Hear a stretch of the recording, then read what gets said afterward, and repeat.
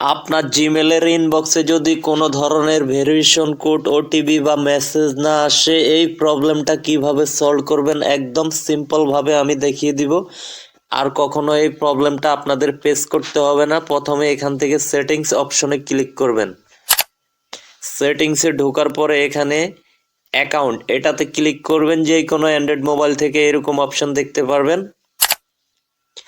এখান থেকে গুগল এটাতে ক্লিক করবেন। গুগলে ঢোকার পরে এখানে দেখেন সেন্স জিমেল, ঠিক আছে, এটা অন করে দিবেন। তারপরে হচ্ছে সেন্স ড্রাইভ, এটাও অন করে দিবেন।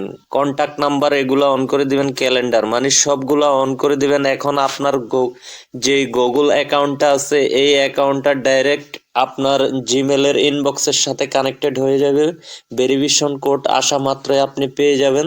তো ভিউয়ার্স, আজকের ভিডিওর ভিতরে এতটুকুই ছিল। ভিডিও ভালো লাগলে চ্যানেলটা সাবস্ক্রাইব করে দিবেন।